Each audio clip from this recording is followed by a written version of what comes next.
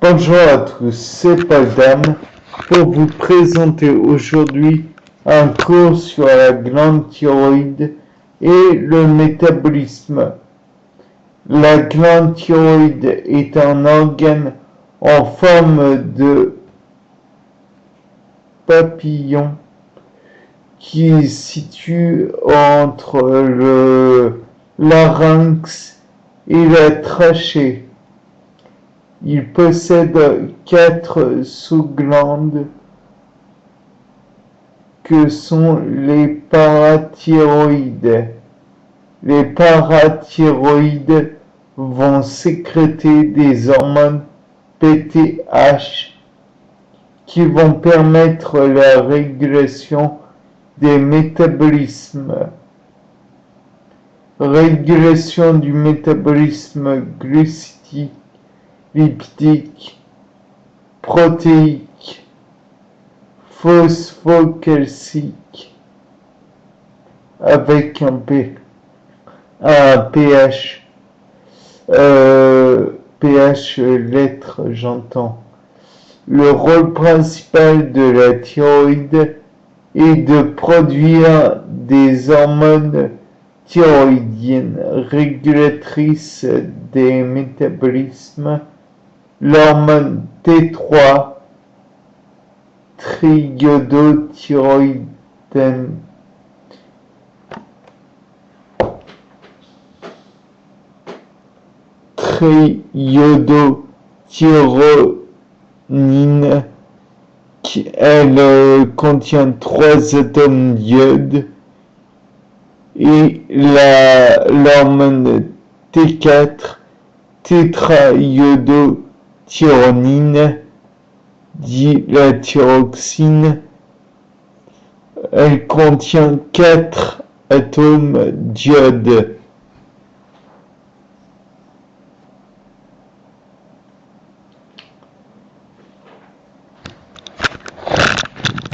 D'ailleurs, voici les représentations.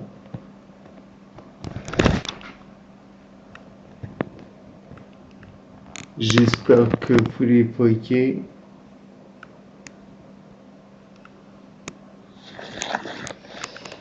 Donc, les fonctions des hormones thyroïdiennes T3 et T4.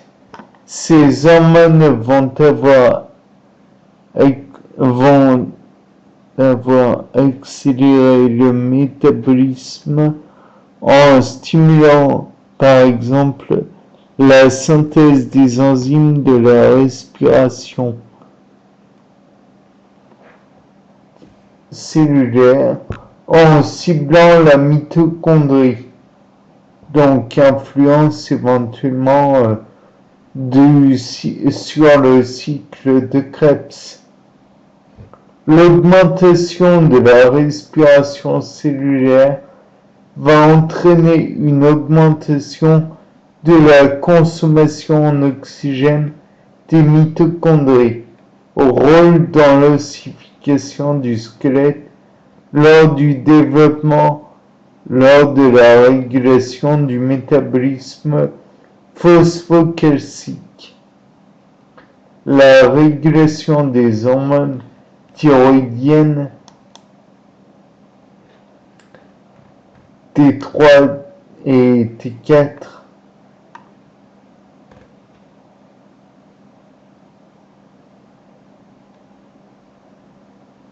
donc là on a un petit schéma, on voit que l'hypothalamus via une hormone thyréotrope agit sur l'hypothalamus. L'hypothalamus agit via une hormone thyréotrope sur l'hypophyse qui elle-même engendre une thyréostimuline qui agit sur la glande thyroïde, qui agit sur la T3 et la T4. À côté, hypothalamus, hypophyse, au-dessus de l'hypophyse, et puis T3 et T4, thyroïde, quoi. Ensuite, c'est l'axe hypothalamo-hypophysaire qui stimule la thyroïde pour produire les hormones T3 et T4. L'hypothalamus va sécréter une hormone, l'hormone thyréotrope, TRH.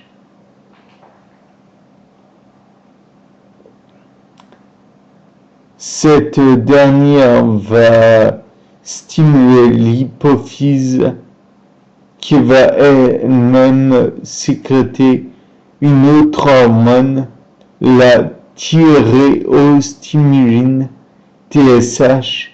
Cette hormone thyréostimuline va alors stimuler in fine la thyroïde qui va alors sécréter des hormones thyroïdiennes. Sécrétion des hormones T3 et T4. Ensuite, une boucle de régulation peut se faire entre les hormones thyroïdiennes et l'axe hypothalamo-hypophysaire.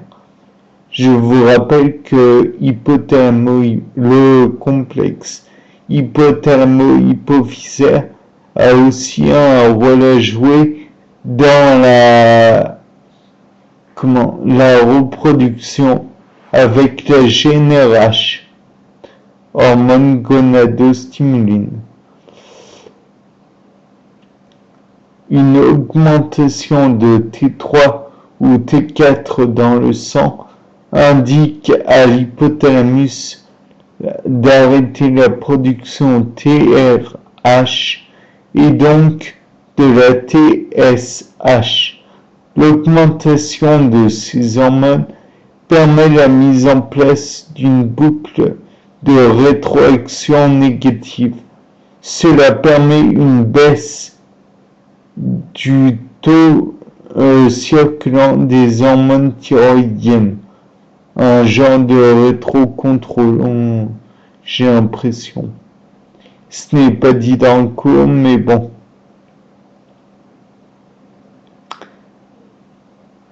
Une baisse de T3, T4, donc comme dit précédemment, dans le sang, indique à l'hypothalamus de continuer la production de TRH et donc de TSH. La baisse de ces hormones permet la mise en place d'une boucle de rétroaction positive. Cela permet une augmentation du taux circulant des hormones thyroïdiennes T3, T4. Donc là, on voit un petit schéma avec l'hypothalamus qui, via la TRH, agit sur l'hypophyse, qui elle-même agit sur la thyroïde via la TSH. Il y a un rétrocontrôle, la thyroïde, agit sur la T4, qui a un rétrocontrôle via l'acétylcholine,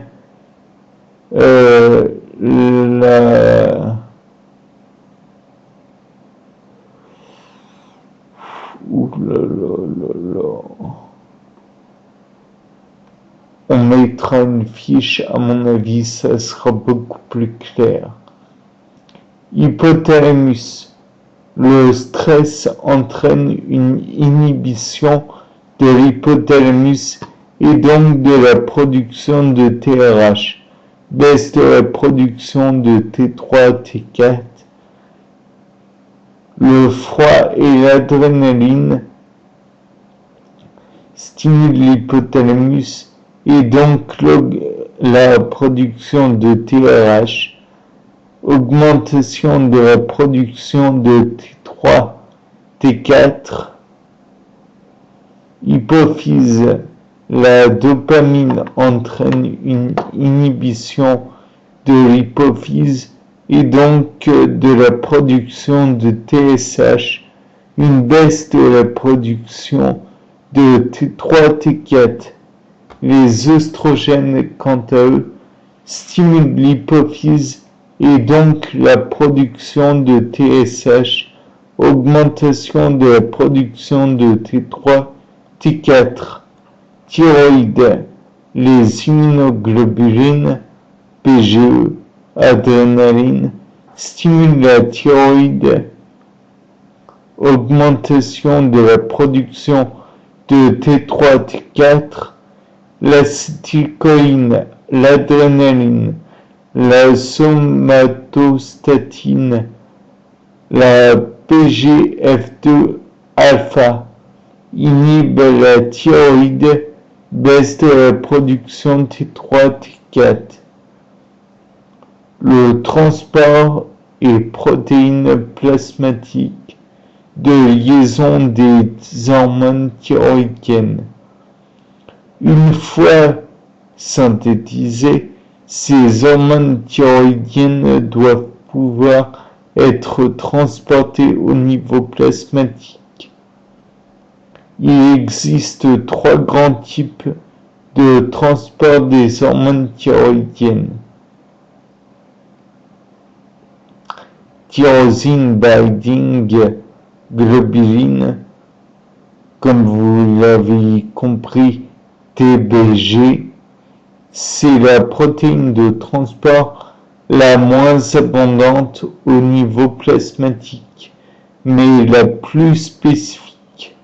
Elle possède une affinité plus grande pour l'hormone T4 que l'hormone T3.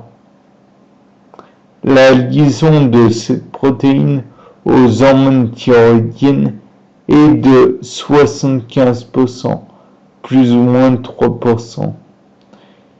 La thyroïde binding préalbumine, TTR, TBPA, donc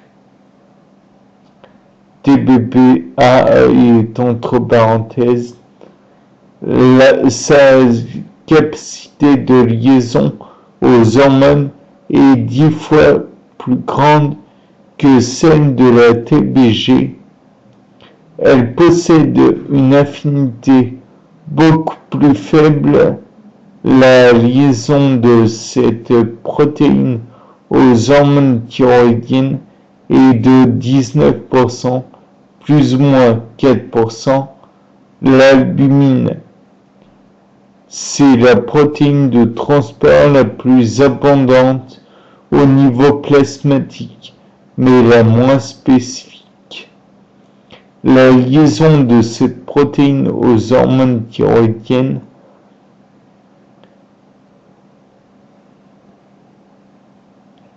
est de 19%, plus ou moins 4%, donc non, mais culpa est de 6%, plus ou moins 2%. Lorsque les hormones thyroïdiennes sont couplées à ces protéines de transport, elles sont inactivées et peuvent être stockées. Pratiquement toutes les hormones thyroïdiennes, 99,9% des hormones, sont sous forme liée et inactive. Selon les besoins, elles vont être libérées et activées pour permettre les différents métabolismes. Donc, petite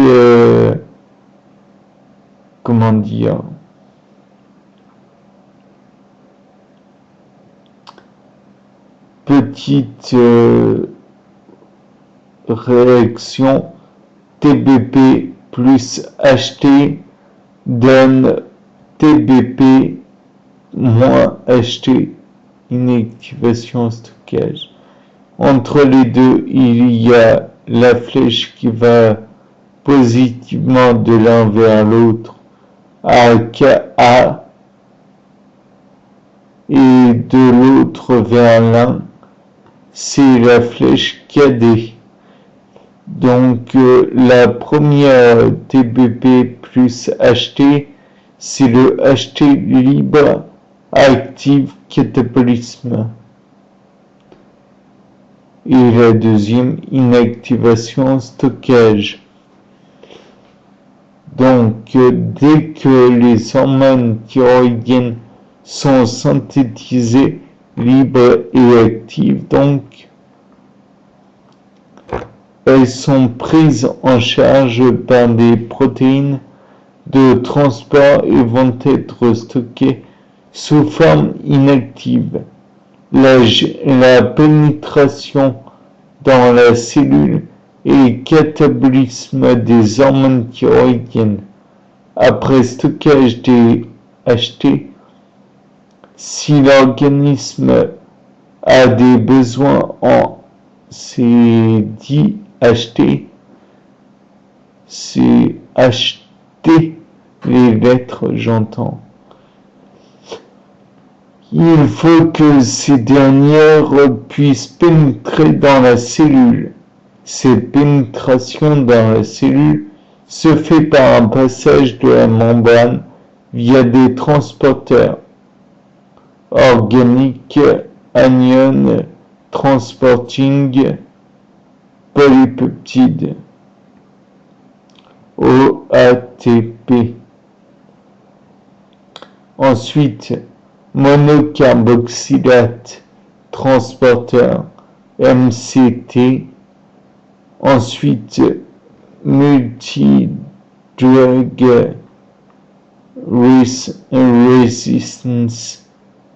resistance protein, MRP.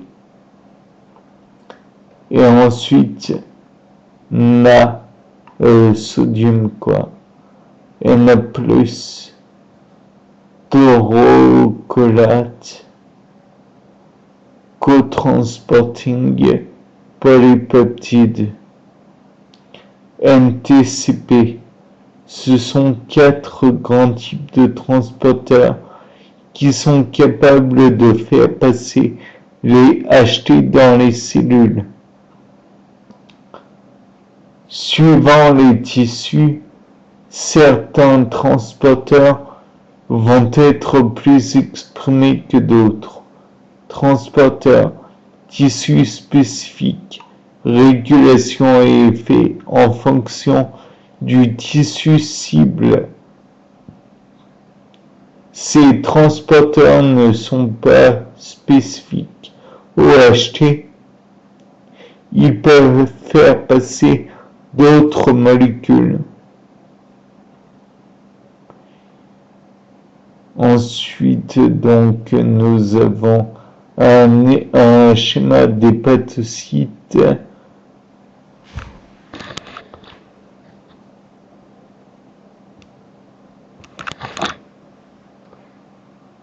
Mais qui est bien petit pour moi. Donc, image de droite, l'hépatocyte, et à côté, on a une autre image. L'image de gauche, barrière hémato-encéphalique. Donc, voilà. Ensuite, l'interaction des HT avec les récepteurs nucléaires. Une fois que les HT pénètrent dans la MP via les transporteurs, elles vont se retrouver dans le cytoplasme de la cellule.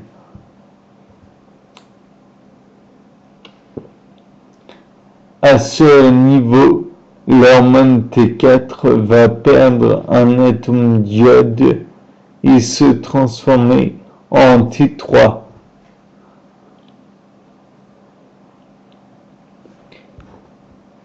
C'est sous cette forme T3 que les HT peuvent pénétrer dans le noyau.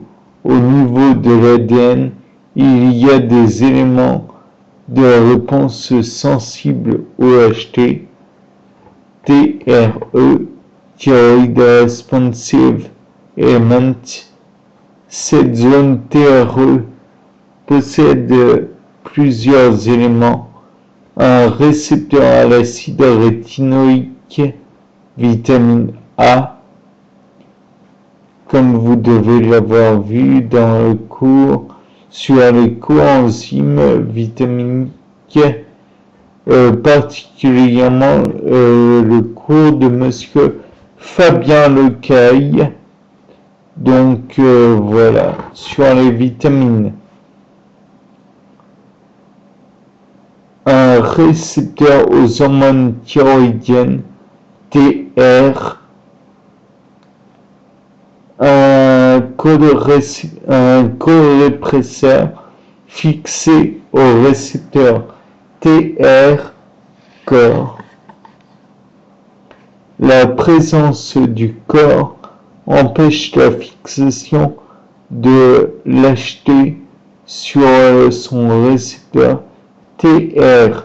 À l'arrivée des HT dans le noyau, il va y avoir une activation du CoA, coactivateur, sur l'hétérodimère RXTR, RXR-TR. L'activation du CoA va entraîner la levée de la répression-inhibition du CoR. L'hétérodimère RX TR est désormais libre pour fixer l'HT. Fixation de l'HT T3 à l'hétérodimère RXR TR. La fixation de l'HT à cet hétérodimère va permettre l'activation de voies de transcription et de synthèse de gènes cibles. Encore une fois, il faut absolument que l'on ait le schéma, mais là, dans le cas présent, je vais essayer de vous le décrire. Nous avons une cellule. Nous considérons un noyau. Donc, de l'extérieur de la cellule vient T3. T3 rentre dans la cellule, puis T3 rentre dans le noyau.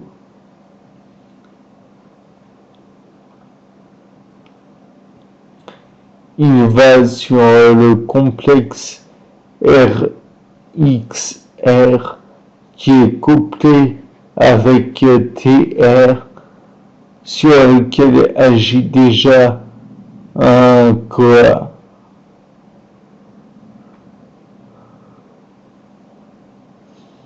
Et agit déjà un CoR pour donner finalement un simple brin d'ADN, et ce simple brin d'ADN sort du noyau et est véhiculé donc dans le cytoplasme. L'interaction des HT avec les récepteurs mitochondriaux. Il peut également y avoir une reconnaissance des HT au niveau de l'ADN mitochondrial. Le récepteur des HT T3 au niveau de la mitochondrie et le C-RBA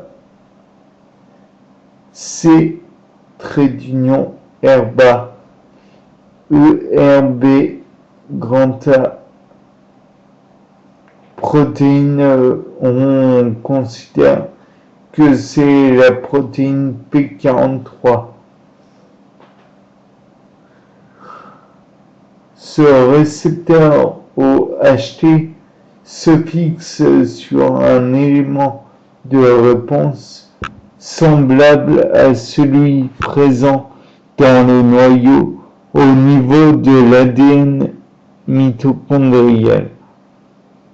De la même façon que dans l'ADN nucléaire cellulaire, ce récepteur existe sous forme de dimère PPARY2 et RXR-alpha. Il existe trois formes de dimères. L'homodimère CRBA, comme je vous l'ai dit au-dessus, P43, avec CRBA P43, donc reconnaît la T3. L'hétérodimère RXR-alpha couplé avec CRBA entre parenthèses P43 qui reconnaît aussi T3 et l'hétérodimère PPARY2 couplé au CRBA, C-RBA P43 reconnaît la T3. Les effets sont multiples, rapides, métaboliques, modification de la respiration mitochondrienne suite à la reconnaissance de l'HT T3, différenciation des myoblastes, transformation des fibroblastes, développement de tumeurs.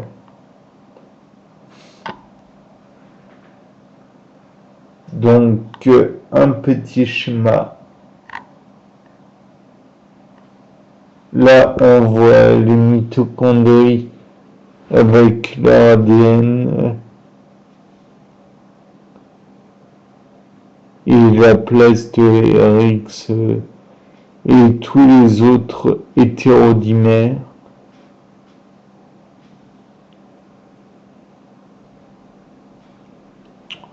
Ou homodimères. Et à côté, on voit la place des mitochondries. Il y a dans l'estomac, il y a dans le tractus intestinal, là, au niveau du muscle érecteur du pénis, au niveau des muscles des bras, au niveau bon nombre de muscles, dont le cœur, sinon, et des tas d'autres. Les hormones thyroïdiennes vont avoir un effet pléiotropique car elles touchent toutes les cellules. En effet, presque toutes les cellules ont des noyaux et des mitochondries, donc effet pléiotrope. Les rôles sont donc multiples. Le transit intestinal, la libido, l'activité musculaire et réflexe, le système pileux, le métabolisme et le développement fœtal, qui sont sûrement considérés comme le développement fœtal qui doit être considéré, je pense, comme de l'anabolisme. Le cerveau, le cœur et les reins Donc le rôle de ces HT ne sont pas uniquement métaboliques. Les désordres de la thyroïde, l'hypertrophie, l'hyperthyroïdie,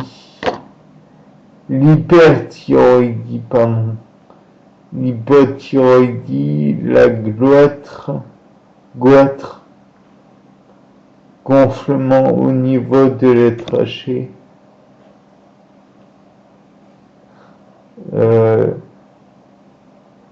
la cause de l'hyperthyroïdie, c'est une production excessive de T3, T4. Cette surproduction est due à une tumeur thyroïde ou à cause de la maladie de Graves. GRAVES.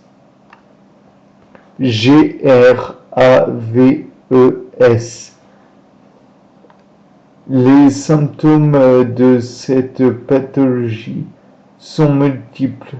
Métabolisme augmenté, baisse du poids, transpiration, nervosité, perte de cheveux, exophthalmie des yeux, goitre, donc au niveau de la gorge, je crois, qui devient énorme après avoir acquis. Les traitements de cette pathologie sont également multiples. Les drogues antithyroïdes, enlèvement des sections de thyroïde, destruction partielle de thyroïde avec la radiation, l'hypothyroïdie. La cause de cette pathologie est une déficience de la production de T3, T4. Cette sous-production est due à la thyroïdite Hashimoto ou à cause d'une carence d'iode. Les symptômes de cette pathologie sont multiples. Métabolisme diminué, prise de poids, intolérance au froid, constipation, fatigue, peau sèche, dépression, goitre. Cette pathologie peut être traitée par une hormone T4 synthétique. Le rôle des parathyroïdes, ce sont 4 petites sous-glandes qui sécrètent la parathormone PTH. Ils ne sécrètent pas la T3, T4. Le rôle de la PTH que l'on vient de voir est de maintenir les niveaux de calcium dans le corps. Je vous rappelle que pour une contraction musculaire, il faut par exemple du calcium et que les corticoïdes, eux, font baisser le calcium, le taux de calcium. Donc, à éviter à mon avis. Le signal de libération de PTH est un signal humoral. La concentration en calcium s'y a de plus dans le sang quand la calcémie baisse, sécrétion de PTH, quand la calcémie augmente, inhibition de la sécrétion de PTH,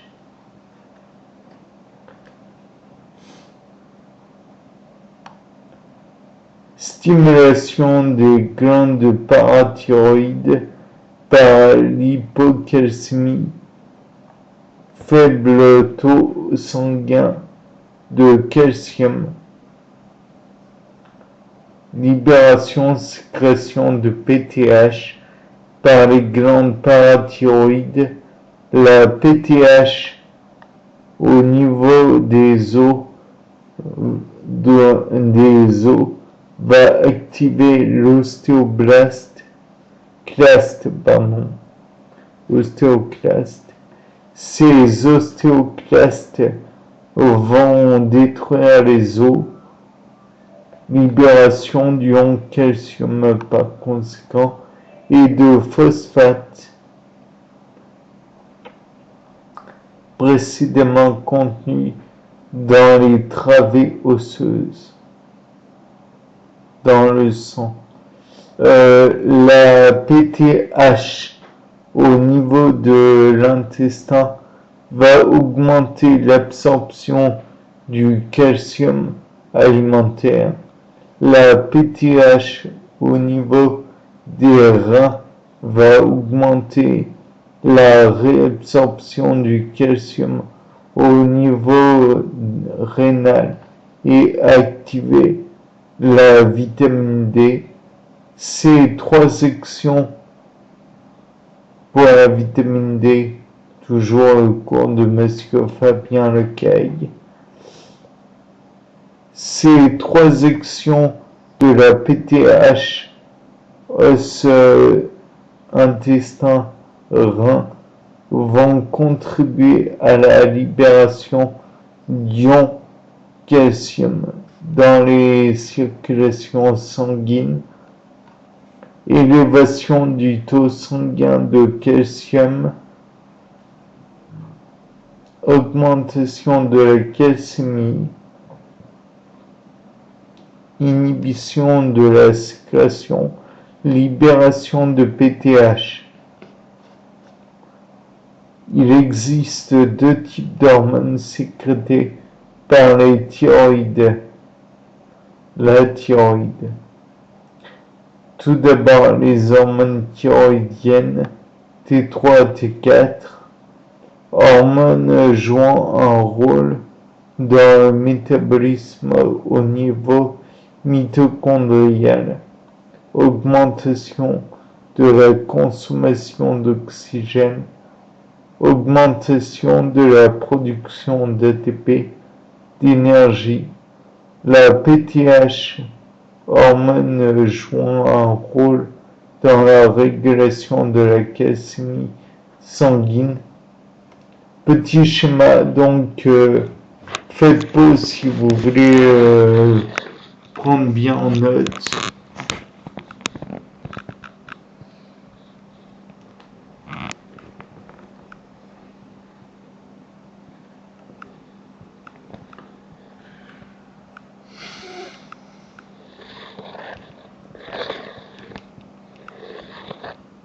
Voilà. Donc ensuite, la T3, T4 peuvent aussi avoir un rôle pas aussi important qu'au niveau du métabolisme mitochondrial et cellulaire direct sur le remodelage du tissu osseux,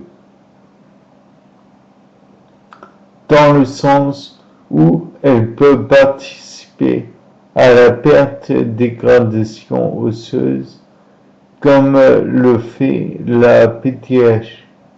En participant à la dégradation osseuse, elles vont entraîner une libération plasmatique de Ca2+, au niveau du sang, baisse de la sécrétion de PTH, baisse de la réabsorption tubulaire au niveau du rein, du calcium et du phosphate. La baisse de la PTH va également entraîner une baisse de l'activité de la 1-alpha hydroxylase rénale enzyme permettant la transformation de la 25-hydroxydé3 inactif en calcitriol, qui permet la fixation du Ca2+ au niveau de l'os. Cela participe à l'activité du remodelage de la partie osseuse, car moins il y a de calcitriol et moins il y a de la fixation de calcium. La conséquence de ces hormones sur la croissance et développement du squelette pendant la période fœtale, le HT ne sont pas nécessaires à la croissance, mais à la différenciation et à la maturation osseuse. Durant la période postnatale, les HT deviennent indispensables à la croissance et continuent de contrôler la maturation et la différenciation osseuse. Elles agissent en synergie avec l'hormone de croissance, la GH, Growth Hormone, pour rappel, avec l'accent anglais parfait.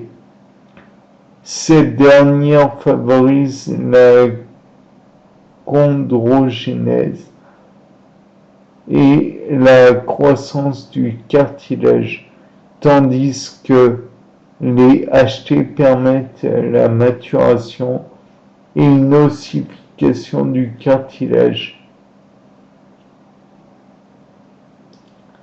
En outre, elle favorise la sécrétion de GH, donc hormone de croissance, et potentialise les effets de l'IFG. 1. L'hypothyroïdie durant l'enfance aboutit à un nanisme disharmonieux, donc qui n'est pas uniforme. Chez l'adulte, les hormones thyroïdiennes vont également indiquer dans les phénomènes d'ostéosynthèse et de résorption osseuse. L'hyperthyroïdie s'accompagnant d'un risque d'ostéoporose. La thermorégulation. Les hormones thyroïdiennes vont également jouer un rôle dans la régulation de la température corporelle, donc dans l'homéostasie. Par leur action sur les récepteurs mitochondriaux, les hormones thyroïdiennes entraînent une production de chaleur et d'ATP via les molécules UCP1 au niveau mitochondrial, augmentation du métabolisme de base, calorigénèse, augmentation de la consommation en O2, augmentation de la dépense énergétique de repos, augmentation de la thermogénèse obligatoire, mécanisme, augmentation de la taille des mitochondries, augmentation de la synthèse de Na+, K+, donc de la pompe NAC, je présume. ATPase qui produit de l'énergie. Lors d'une hyperthyroïdie thermophobe, sueur, mains chaudes et moites, hyperphagie. Donc on essaye de prendre beaucoup de poids, mais au contraire, on en perd. Lors d'une hyperthyroïdie,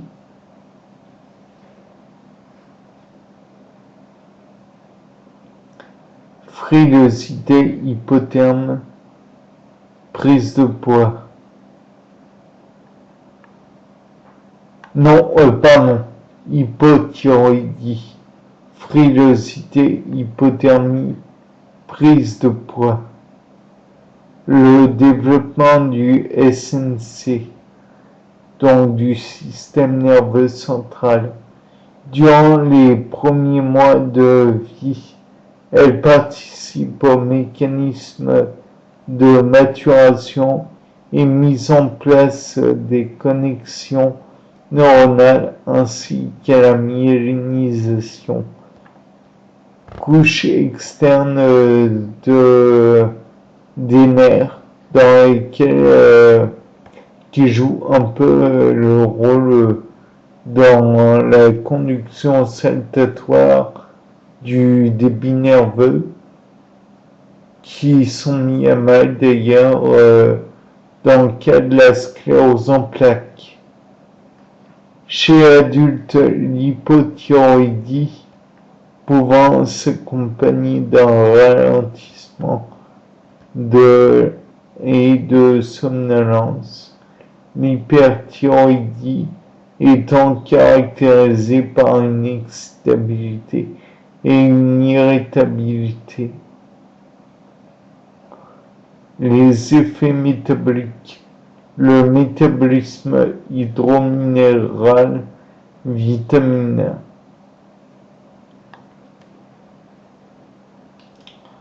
Donc, augmentation de la filtration glomérulaire, débit sanguin, rénal, diurèse, transformation des bêta-carotènes en vitamine A, acide rétinoïque, hypothyroïdie avec un œdème, hyperthyroïdie, augmentation des excrétions calciques et phosphore, le métabolisme lipidique, contrôle de la cholestérolémie, augmentation de la synthèse et dégradation hépatique du cholestérol, augmentation de la conversion de cholestérol en acide biliaire et augmentation de l'expression des récepteurs au LDL. Donc enfin c'est les petits acides gras.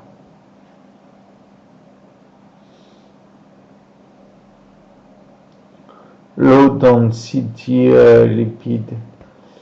Augmentation dans sensibilité du tissu adipeux aux hormones qui stimulent la lipolyse, hypothyroïdie, hypercholestérolémie, prise de poids, hyperthyroïdie, hypocholestérolémie, amaigrissement.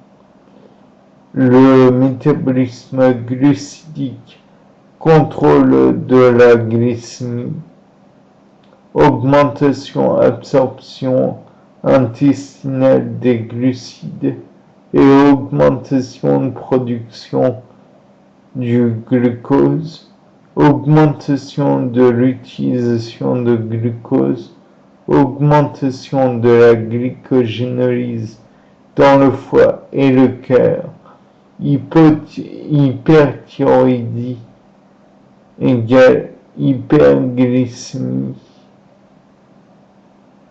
Le métabolisme protéique, augmentation de la synthèse et catabolisme protéique, augmentation de l'activité des enzymes clés, ATPase, cytochrome, hyperthyroïdie, catabolisme excessif des protéines musculaires, augmentation de l'excrétion azotée urinaire, amaigrissement par fonte musculaire. Bien, c'est la fin pour ce cours. Ce fut un peu périlleux, mais nous y sommes arrivés. Allez, au revoir.